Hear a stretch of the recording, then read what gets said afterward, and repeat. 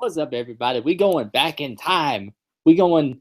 I mean, we're not like that far back in time. Like we not going like to like the 1800s. We going to like 2009. So it's a bit back there. DJ was 2 at the time. So it's retro for him. Yeah, you was born in like 2008. Don't even.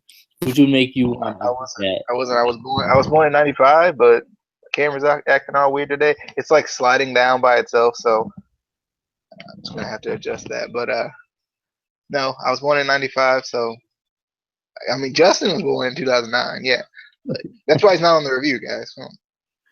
This is too old for him. He doesn't like it. But we are doing our Hell in a Cell 2009 review because we're doing the retro. We would have done this, a while ago, but somebody. Well, I had already watched it. I was somebody. I was the one that had to ask you if we were doing it tonight. I just assumed we weren't going to do it. Does that make sense? Since I'm the one who had to ask you to do it, it sounds like somebody was the one who never was ready.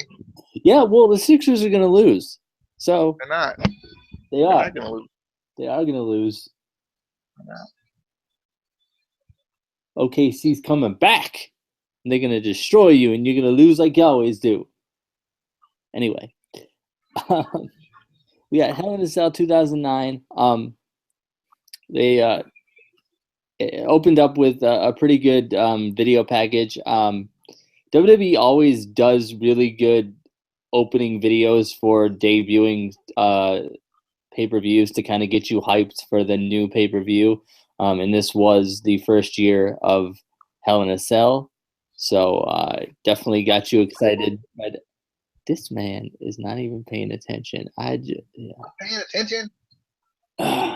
So I can listen and watch a game at the same time. I don't know about that.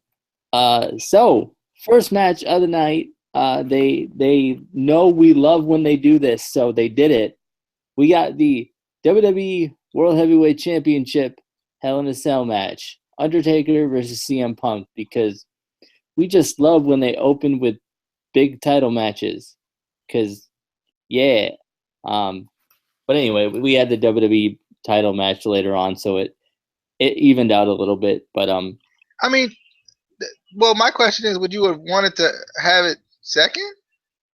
Because this pay-per-view had 3 Hell in a Cell matches, I think, right? Yeah, there was 3 Hell in a Cell matches, and there was 2 world title matches. Like you wouldn't want to have the world title matches back to back in Hell in a Cell. Yeah, it would. Like I feel like this is kind of a different pay-per-view in that regard. Like I get it, they could have put, but they didn't even have the like they didn't even have either of the world titles as the main event. So like they were kind of screwed anyway with trying to book this show. If the main goal was to have DX versus Legacy as the main event, then like what do you want them to do? For this particular show, I get it for every other show. I get it. But like for this show, they had 2 world title Hell in a Cells, and then they had another tornado tag Hell in a Cell. What do you want them to do? Like, I mean, either way, they would have had it second or third, and you still would have felt like it was kind of slighted, right? I'm just kidding. I'm just trying to, learn what your thought process is. That's all I want to know. I have extremely high expectations, and when you don't book a show exactly how I like it, there's problems. And that's why I'm asking you, how would you book the show then? Shut up. Anyway. Exactly.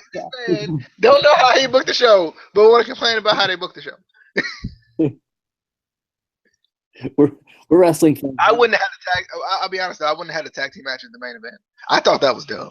I mean, I like DX and all, and it's cool and whatnot. That should have been like middle of the road, maybe.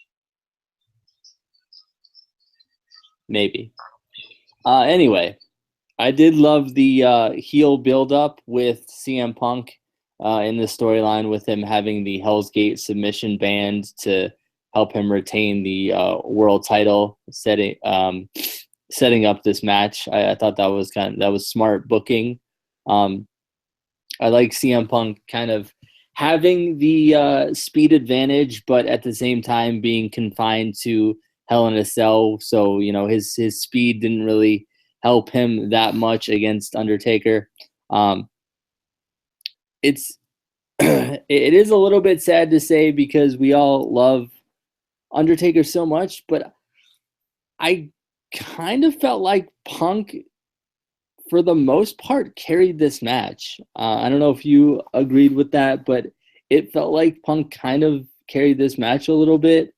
We said that about the WrestleMania match too. I'm pretty sure, right? We said that about not only when they would have the WrestleMania match. When did they have that? Was that 2010? No, that might have been 2012. Punk, because 29, because it was WrestleMania 29. 29 was 2013 then, because 30 was 2014. Yeah, I think it's 29, right? But when they had the WrestleMania match, I think we said the same thing though. We did. I think we said the same thing. We said that CM Punk kind of carried that match, kind of carried that view to a certain degree with the whole Paul Bearer type thing. So yeah, I mean, I get it. I mean, obviously, still Undertaker at this point was getting up there in age. It felt like he was kind of like I think this was the year he faced Michaels at Mania. If I'm not mistaken. I can't remember right offhand, but I think so. I think we were still thinking that could have been one of his last matches even then. So. Yeah, but Taker does get the win with the Tombstone Piledriver. So it was definitely a good match, though. It didn't take anything away from the match. It just, obviously Punk, the younger of the two, kind of carried the match a little bit. But I guess I think it did help that it was Hell in a Cell. Kind of, it's basically Undertaker's match. It's basically his match. You could say it's Mick Foley's match as well. But, I feel like you think a little bit more about Taker with Hell in a Cell. You think of Mankind falling off Hell in a Cell. But you think of Taker more so with actually, Hell in a Cell matches, I feel like. At least I do. But thoughts on the opening match? Yeah, I definitely, I thought it was a good match. For some reason, I don't know why. I didn't think this was the World Heavyweight Championship match, and maybe it was another pay-per-view I was thinking of. But for some reason, I don't know why, but I thought there was another match that was a World Heavyweight Championship match. What match was it? The I think WWE was the World Championship. No, wasn't that one either. I don't know, for some reason, and it may have been just me getting confused with the matches or something. But and that might have been what it was. I might have just got confused because we have watched a nice chunk of these pay-per-views, so sometimes I mix them up a little bit. But I definitely enjoyed this match. Yeah, I mean, I think we could say CM Punk carried the match to a certain degree, but CM Punk's a young guy. He's kind of supposed to a certain degree. He's a young but still veteran guy, so he's supposed to kind of carry the match a little bit. But I enjoyed it. I think it was I did like the whole the Hell's Gates was banned. I remember the storyline back with Teddy Long and everything. So it was. I mean, I definitely thought it was a good match. I enjoyed it. It was kind of cool to go back and watch the Hell in a Cell 9 just because kind of seeing that first one again. How it was kind of presented to us and whatnot, because it can be presented to us now so differently. So I enjoyed it though. Yeah. So next we got the Intercontinental Championship match. John Morrison versus D. Ziggles. My boy D. Ziggles. I feel like matches like this make me wish that Morrison was still in the WWE. I miss his unique offense and his moves and stuff. And WWE used Ziggler better back then. Remember when WWE used to use Dolph Ziggler and push him and not have him job out to everybody, except when what? Dolph Ziggler wasn't a jobber? Hold up, how? That's not possible. I know. But I don't know. I just really like this match. These guys definitely worked well together. Morrison did retain the IC title with the Starship Pain. Just definitely a good match. I wish he was still in WWE because I don't get to watch Lucha Underground that much. So, you know, I have to go on the WWE Network and watch old matches.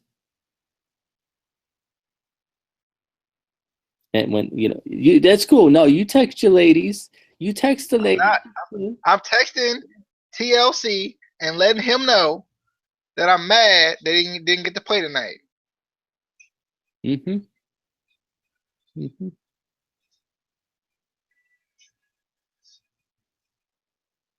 You didn't even tell me that it was my turn. So how am I supposed to know? Maybe it's oh wait, ha! I forgot Justin showing up for back-to-back videos. Ha! That's funny. Anyway, but I was definitely excited to watch this match. This one and the Drew McIntyre match later. But this one really got me excited because I was like, oh man, Dolph Ziggler, you know, kind of old school Dolph Ziggler when he wasn't jobbing out to everybody, but still was good. And then you had John Morrison too, and it was for the Intercontinental Championship. So I was really excited for this. And I think it was the black when they had the black strap too. So that was pretty cool to kind of go back and see that title again. But I always loved John Morrison as a character. I think it fit him so well. The kind of slow motion paparazzi type character that he kind of ran with. He did kind of keep his character from his tag team days. Obviously they just like enhanced it a little more. They gave it a little bit. They put a little bit more on it. But he did kind of you know, keep his character. But they gave him the whole slow motion thing and kind of that weird little pose he does.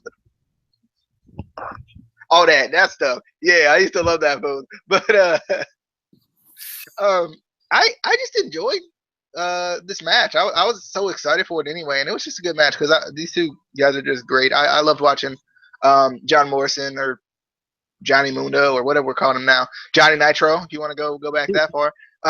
You know, I loved watching him just in general, but I liked watching him in Lucha Underground too, having feuds with Prince Puma and stuff like that. So this kind of it brought me forward, but brought me back a little bit too, if that makes any sense. It kind of brought me back, you know, kind of forward to this point to kind of the recent times I watched him, but also brought me back to kind of the good old days of Johnny Morrison.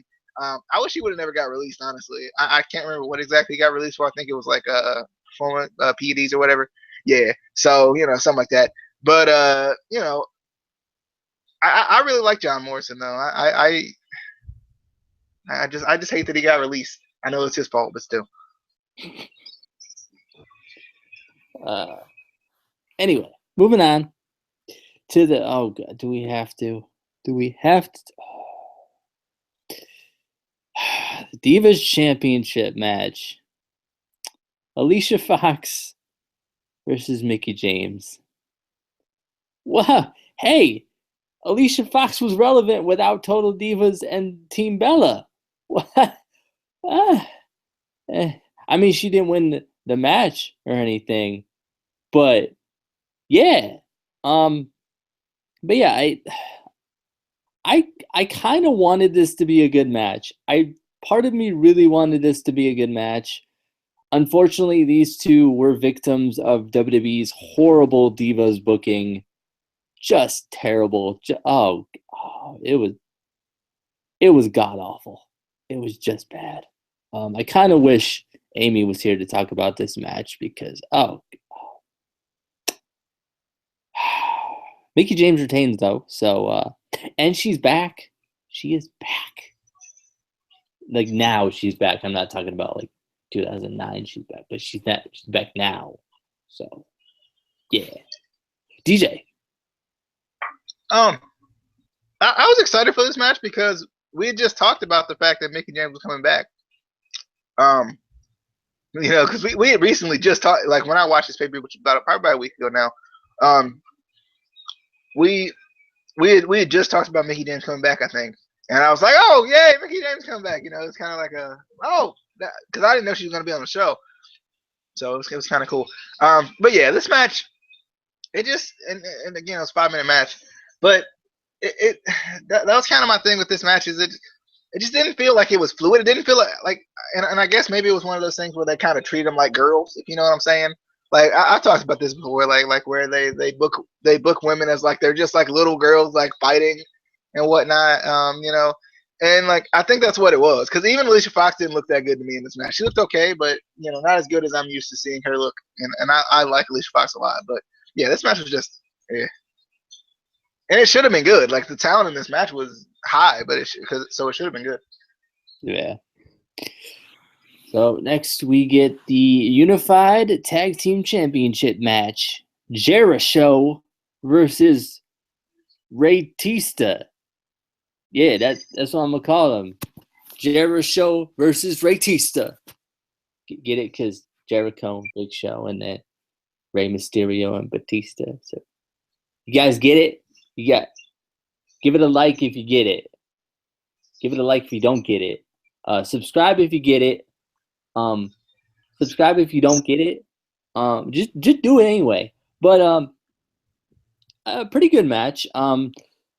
I felt like for some reason Big Show actually looked smaller than usual in this match. I don't know what it was, but he didn't look as big as the Big Show usually looks.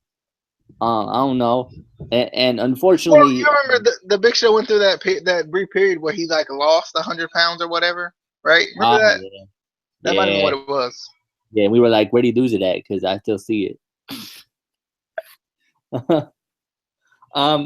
Unfortunately, Mysterio set his team up for failure, wearing Chargers-themed ring gear. I told him not to do it. I told him you don't wear the colors of the Superchargers. You just don't do it. You're asking to lose.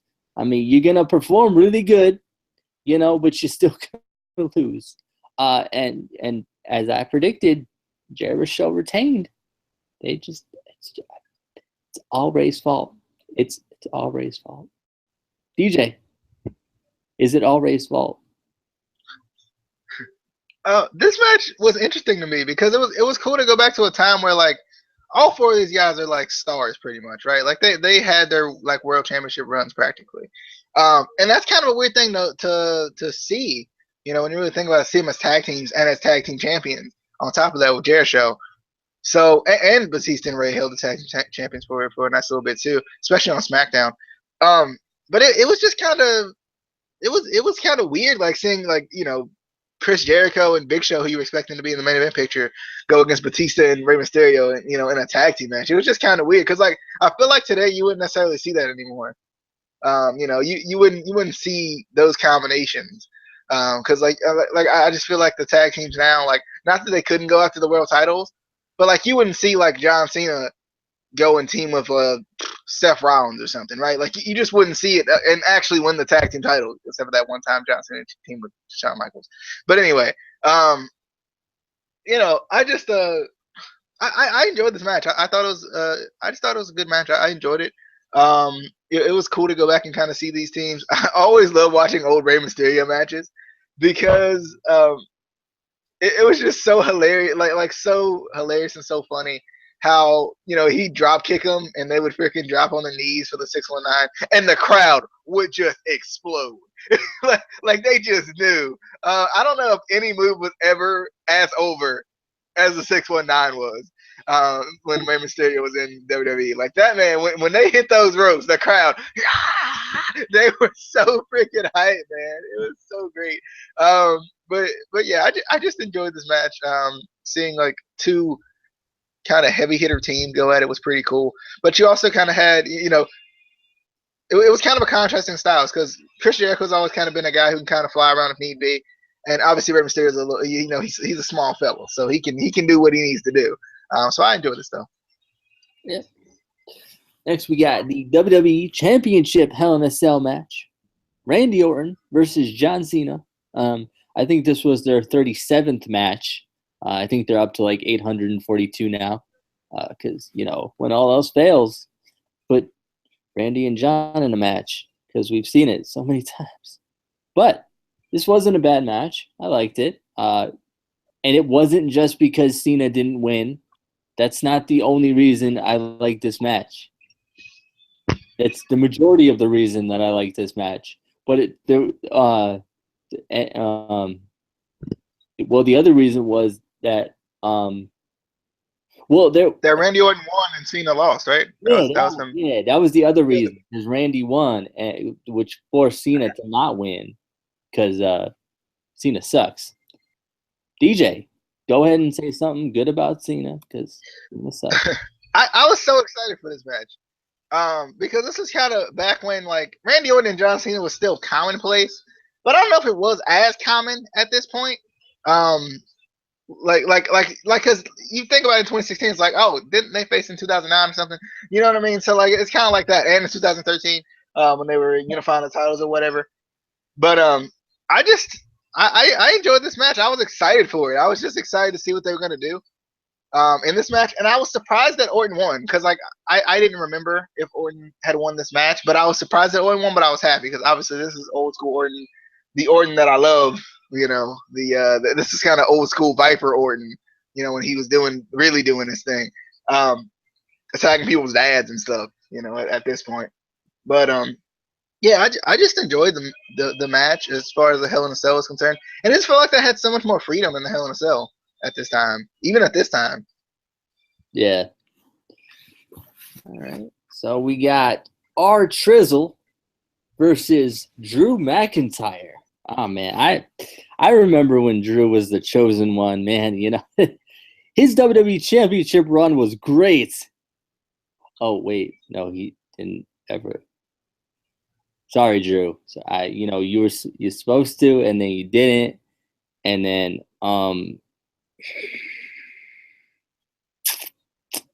yeah, this match, I don't always agree with fan chants, but this was boring. This was, why would they book this match? Oh, DJ, did you chant along with the boring chant? Because I did. I didn't because I was excited for this match. Like every match, because I was like, I was excited to see like chosen one Drew Galloway.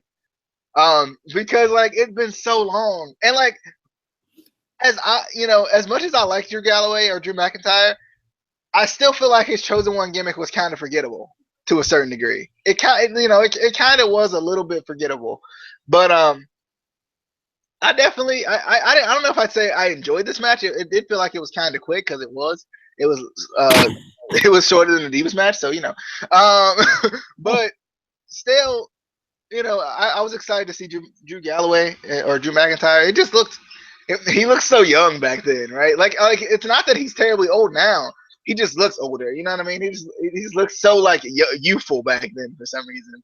Obviously because he was younger, but it was just. That's why I like watching these old pay-per-views because it kind of takes you back to an old time that you remember some stuff, but you don't necessarily remember all of it. So it was kind of I was excited to see Drew Galloway versus R-Truth and then Lord. I think we need to make sure we watch Capital Punishment. What was it, 2011? We need to make sure to watch that. That's the pay-per-view we need to watch. It's got to happen. I want to see R-Trizzle. The truth shall set you free with no music because LOL, we don't know what to do with our truth. Even though I really like that gimmick. The little Jimmy gimmick. I freaking love that. But yeah, like I kind of, I was excited for this match, but it was underwhelming because it was just so short. Yeah. We got the United States Championship triple threat match. Kofi Kingston, Jay Swags, and the Suck. I mean the Miz. It's the Miz. It's not the Suck. It's the Miz. I'm sorry, Miz fans, but he's terrible. He's just terrible. He's terrible. I do kind of miss old Kofi Kingston. I really do. They need to bring that back with the fake Jamaican accents. But